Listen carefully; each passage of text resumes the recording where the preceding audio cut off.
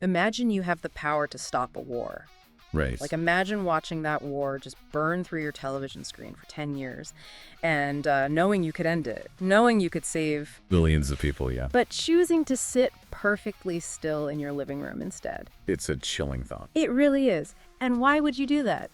Because you utterly terrified that if you step outside, if you unleash the power inside you, you might become a monster far worse than the enemy you're trying to stop. Exactly.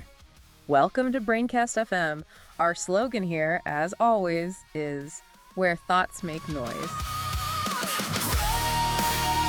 Braincast FM, where thoughts make noise.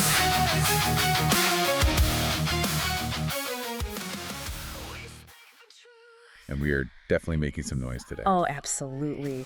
Today, we are bringing you the very first part of a special 4-part limited series. And the thoughts we are unpacking today are going to, well, they're going to challenge everything you think you know about heroism, trauma, and really the crushing weight of history. Yeah, we've got a massive, incredibly mature text in front of us today. It's a narrative reconstruction penned by two brilliant human writers, John Hobie and Jessica. Yes, Johnny and Jessica. And the document we're looking at is titled Chapter 1, The End is the Beginning. Such a great title, honestly. It sets the tone immediately. Yeah. Now, our mission for this entire hour, and I want to emphasize this to you, the listener, we are taking our time. Oh yeah, we are not rushing this. No rushing whatsoever. We are dedicating this entire deep dive to this one foundational premise. We want to answer a single burning question. What actually happened to Steve Rogers when he went back in time? Right, because the original story kind of just glosses over it. It totally does. And I want to promise you right now, we are not rushing to the end of his story. We aren't talking about passing torches today. Right. We aren't talking about modern-day handoffs. Strictly the missing years today. Exactly. We are looking exclusively at the foundation, the agonizing psychological reality of what it means to be a man out of time who suddenly, locks himself back into time. It is the perfect framework for a character study, I think. Yeah. Because the story Johnny and Jessica are examining here, it strips away the spectacle. Right. No flying cities. No alien invasions, no giant space lasers. It forces us to look at the psychological reality of what they call the Steve Rogers paradox. The Steve Rogers paradox. I love that term so much. It's so accurate. That is the logistical challenge established right out of the gate in this text. The fundamental question they pose is, how did Steve live in the past through decades of modern, extremely violent history without breaking the main timeline? And what is absolutely vital to understand about Johnny and Jessica's narrative approach here is their absolute uncompromising rejection of the multiverse. Thank goodness. They completely refuse to use alternate timelines as a cop-out. Let's actually stop right there and unpack the mechanics of that, because as a reader, that choice changes the entire molecular structure of the story. It changes everything. We've all seen the multiverse trend in modern storytelling. And, the moment you introduce magic or a branching timeline or an alternate dimension to explain away a plot hole. The consequences instantly start to feel slippery. Exactly. If there are infinite timelines, then a mistake in one doesn't really matter. You just hop to another. Deaths lose their weight. Sacrifices lose their sting. It all just feels, cheap, I guess. Yeah, cheap is the right word. By locking Steve in the main primary universe, Johnny and Jessica give his story this suffocating emotional gravity. Because if he is in the main timeline, then every single historical tragedy that occurs between the 1940s and the present day ceases to be just history. Right, it becomes part of his personal burden. It creates this staggering paradox of inaction. When you lock a superhero in the primary timeline, you are suddenly faced with a horrifying utilitarian nightmare. Total nightmare. I mean, this man lived through the darkest chapters of the 20th and 21st centuries, and he did nothing. Nothing at all. Let's actually look at the historical timeline the text lays out, because we really need to understand the sheer duration of his silence here. It's a long time to stay quiet. It really is.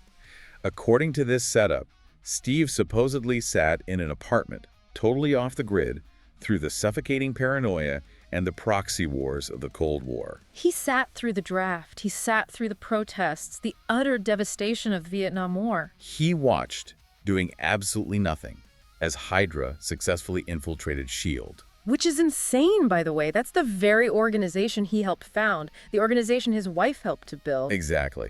And he lived through the assassination of JFK. He was there, somewhere in the world, during the September 11th attacks. He watched the buildup to Loki's invasion of New York. He even sat quietly by in 1991 while his dear friend Howard Stark was brutally murdered. Just reading that list in the text, I mean, it actually made my stomach turn. Yeah, I'm going to be honest, I have to push back on the absurdity of the original implied ending we were given years ago, before Johnny and Jessica's reconstruction fixed it. It was always a bit hard to swallow. Hard to swallow is an understatement.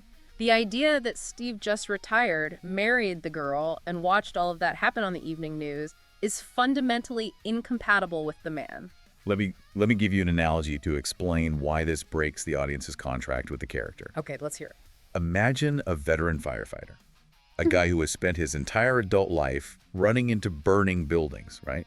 Yeah. Pulling people out of the rubble, breathing in toxic smoke because he believes, down to his marrow, that if he has the physical capability to help, he is morally obligated to do so. Right. It's who he is. Now imagine that same firefighter, still in his absolute physical prime, sitting on his front porch in a rocking chair, drinking a glass of iced tea, and calmly watching his neighborhood burn to the ground. He watches the house next door catch fire. He hears the screams of the families inside. He feels the heat on his face. And he just takes another sip of his tea and watches the wood turn to ash. Right. It's completely absurd. It violates every single fiber of his established psychology.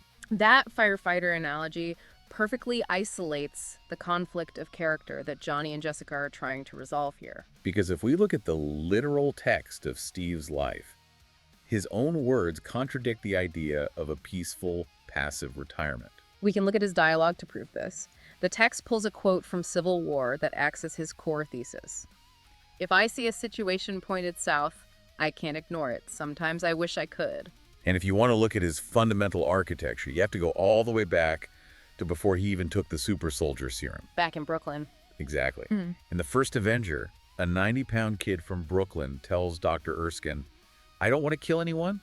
I don't like bullies. I don't care where they're from. Notice he doesn't say he fights supervillains. Right. He says he fights bullies. And bullying is a dynamic of power imbalance. The entire 20th century was defined by massive geopolitical bullies. He is psychologically incapable of ignoring that dynamic. So we have a massive contradiction. A huge one. If he is physically and psychologically incapable of ignoring a bully, what on earth could possibly happen to him that would force him to become that silent witness? To sit on the porch while the neighborhood burns. Exactly. There has to be a mechanism for that change. There must be a catastrophic, soul-shattering breaking point. Something so devastating that it completely rewires his psychological makeup and paralyzes him. And this is where the narrative Johnny and Jessica built pivots from a clever logistical puzzle into a profound, almost Shakespearean tragedy. It really does, and it all starts with the illusion of a happy ending. Because to understand the velocity of the fall, you first have to understand the height from which he is dropped. Johnny and Jessica build the dream meticulously in this chapter. Steve goes back in time. He finally gets the dance. He marries his true love, Peggy Carter. They carve out a life in the shadows, and they have a child.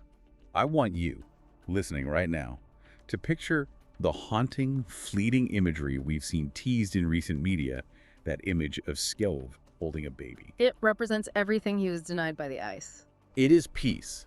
It is a biological future. It is a family.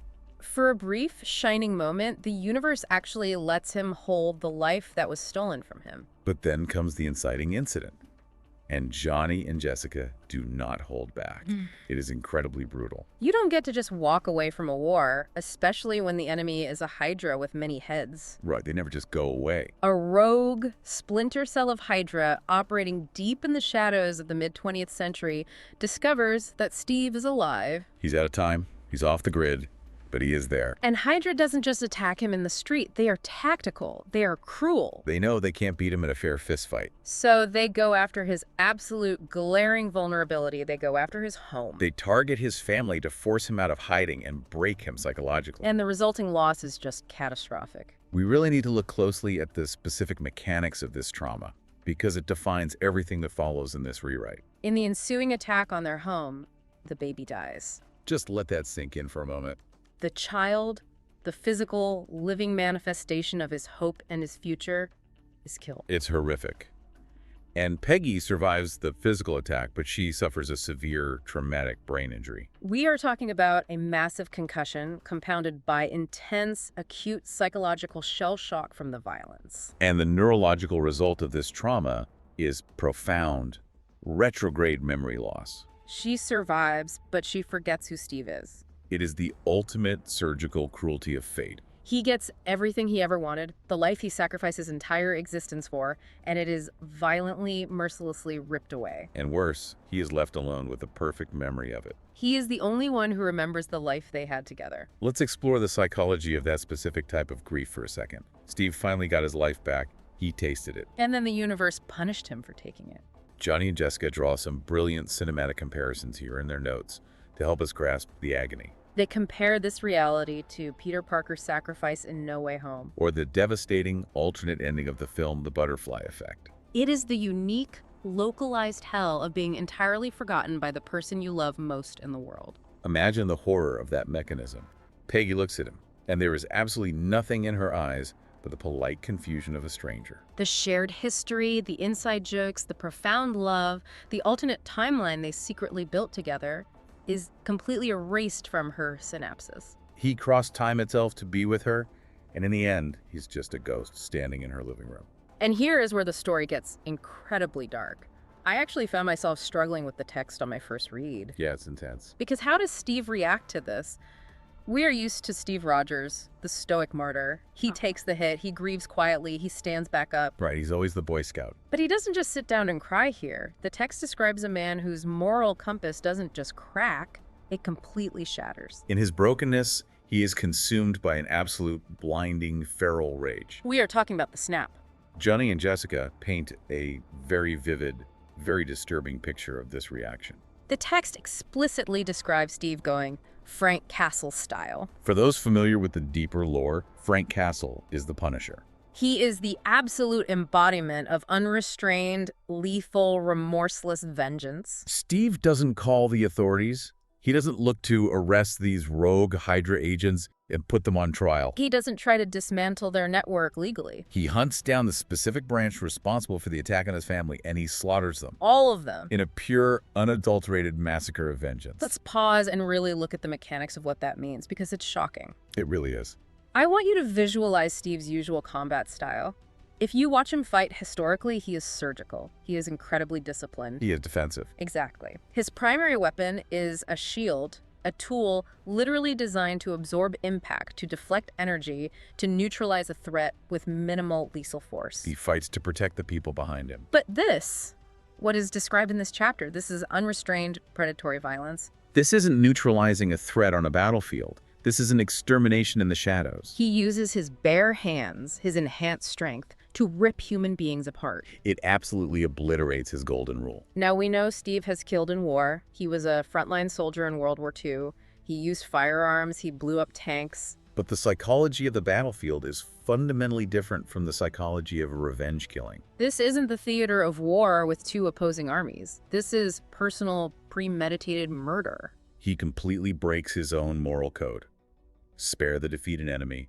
Offer forgiveness. Don't trade lives. He abandons the entire philosophy of Captain America in the name of raw revenge. And there is a specific chilling sentence in the text that we have to dissect here. The text says, he already tasted blood and it felt justified. Justified. I have to admit, that line is terrifying. We need to talk about how horrifying it is for a righteous man, a man who has held the moral high ground his entire life, to realize that he enjoyed the vengeance. He liked it. The blood on his hands felt like justice. Let's delve into the biology and the psychology of that moment, because it's the crux of his transformation. Okay, yeah, let's break that down. Think about the physiological mechanics of the super soldier serum. Dr. Erskine explicitly stated that the serum amplifies everything inside. Good becomes great, bad becomes worse. Right. But what does that mean neurologically? The serum enhances the human body to the absolute peak of its potential. That includes the brain. It includes the amygdala, the fear and anger center. Exactly. When a normal human experiences trauma, the brain eventually dulls the memory as a survival mechanism. Time heals, or at least blurs, the wound. But Steve's memory is perfectly enhanced. His trauma doesn't fade. Every time he closes his eyes, he relives the death of his child in perfect, high-definition clarity. Wow. And his adrenal system is supercharged. When he gets angry, the cortisol and adrenaline flooding his system would cause a normal human heart to burst. But his enhanced physiology handles it. This means he can sustain absolute, blinding, homicidal rage hours, even days, without physical fatigue. When a man built on rigid discipline suddenly finds profound biological satisfaction in absolute brutality, the foundation of his identity crumbles. He realizes that the monster wasn't just out there in the world wearing a Hydra pin. A part of that monster was sleeping inside his own DNA, and the serum gave it teeth. Hydra just woke it up. This brings us to the psychological tragedy of the narrative. This is the moment Steve makes the conscious decision to ghost the world. He steps out of the light and goes into the shadows permanently. And it's intrinsically tied to this heartbreaking philosophical debate about utilitarianism versus deontology, specifically the concept of trading lives. Right. Remember what he told Vision during the Infinity War? We don't trade lives, Captain. It was his absolute moral line in the sand. You don't sacrifice one innocent person to save a million, but right here in this agonizing moment in the past, Steve does exactly that. He trades his own life, his own peaceful retirement, his own happiness to save Peggy. Exactly, because he is forced to make a cold, agonizing calculation. He realizes that if he stays, if he tries to patiently rehabilitate her, to help her remember him through the brain injury, he remains a magnet for danger. As long as he is standing next to her, he puts a target on her back every single day. So he has to prioritize her physical safety over his own emotional survival. He realizes the only way to keep her alive, to ensure she isn't collateral damage in a war she doesn't even remember fighting, is to let her go. He has to let her forget him completely. And so he walks out the door and vanishes into the shadows of the 20th century. And this connects so flawlessly to the established canon. This is why Johnny and Jessica's rewrite is such a brilliant piece of connective tissue. It perfectly explains the incredibly tragic scene in The Winter Soldier where Steve visits an elderly Peggy in her hospital bed. She looks at him, her mind failing, and says, "I had a life. My only regret is that you didn't get to live yours." It explains why she eventually remarried. It explains why she had other children. She had to build an entirely new life from the ashes of a trauma she didn't even know she had survived, mourning a memory she didn't even know she lost. It creates a seamless, tragic continuity. But we still have to address the elephant in the room. The inaction. Exactly. Why does Steve stay in the shadows when other world events happen? He left Peggy to protect her, fine. But why doesn't he intervene in Vietnam? Why doesn't he stop 9/11? Why does he physically bury the suit and the shield in the dirt? The text makes it incredibly clear. It is not out of laziness. It is not because he feels he did his time and earned a rest. No, it is out of profound, paralyzing biological terror. He is terrified of himself. He is terrified of the serum flowing through his veins.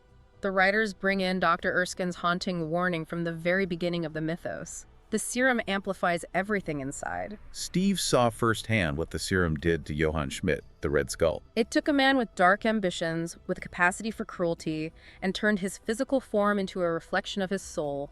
It turned him into a literal monster. This raises the ultimate philosophical question for Steve. Now that he has crossed the line into premeditated, vengeful murder. Now that he has literally tasted blood and felt justified. Right. He is terrified that his own inner darkness has been permanently unlocked. He fears that the serum is now amplifying that trauma, that grief, that newfound capacity for brutal violence. He looks in the mirror and he doesn't see Captain America anymore. He sees the terrifying potential to become Red Skull 2.0. If he puts the suit back on and enters a war zone, he doesn't trust himself to stop at neutralizing the enemy. He thinks he will slaughter them. See, I have to push back here, and I really want you, the listener, to think about this critically. Is it really noble to let the world burn just because you're scared of your own shadow? I mean, Are we really letting him off the hook that easily? We are talking about a guy who stared down an alien warlord holding an infinity gauntlet. that's a fair point. He stood alone against a Chitauri army.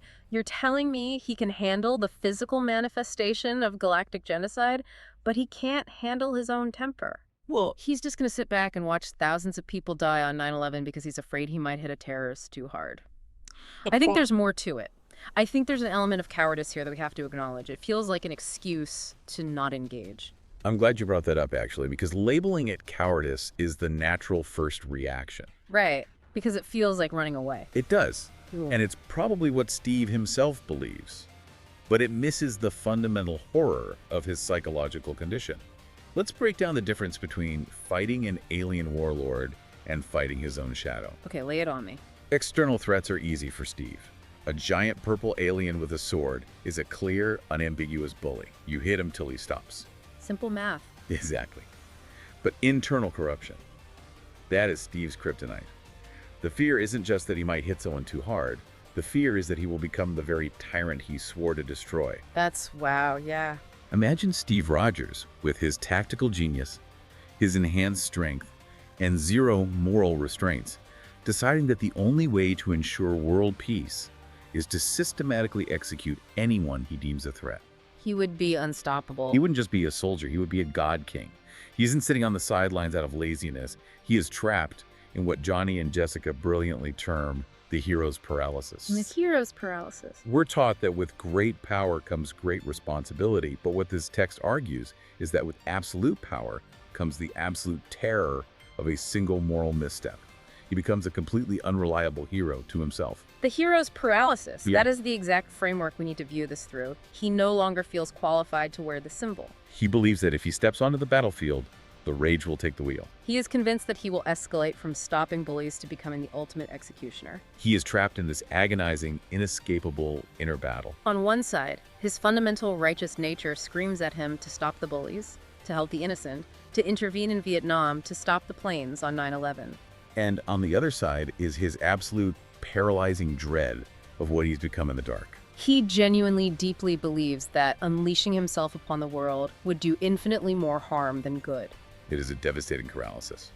He sacrifices his own myth. He accepts being a coward in his own eyes, bearing the agonizing guilt of inaction to ensure he doesn't become a monster in the eyes of the world. He chooses the silent torture of being a bystander over the catastrophic risk of becoming a tyrant. It is the ultimate tragic arc, and it completely recontextualizes his entire existence in the timeline. Every smile, every moment of peace he ever showed was built over a chasm of absolute self-loathing and fear. It makes you rethink everything you've ever watched him do. As we wrap up this first hour of our deep dive, I want to leave you with a lingering, haunting thought to really mull over. Something to sit with. Exactly. I want you to imagine possessing the physical power of a god among men. Imagine being forced into a self-imposed exile, sitting alone in a dark, quiet room, watching decades of horrific, world-altering history unfold on television. You are watching buildings fall. You are watching wars claim millions of lives, and, with absolute biological certainty that you have the physical power to walk out that door and stop it. But you choose to do nothing. Not because you don't care, not because you don't hear the screams, but because you are entirely convinced that unleashing the grief and the rage inside you would create a monster far worse than the tragedies you are watching on that screen. Imagine the deafening silence of that room. In the next episode, we are going to look at Chapter 2, Enter Sam Wilson, and see how this broken, hiding Steve Rogers crosses paths with a young kid. But for now, that's Braincast FM, where thoughts make noise. Oh,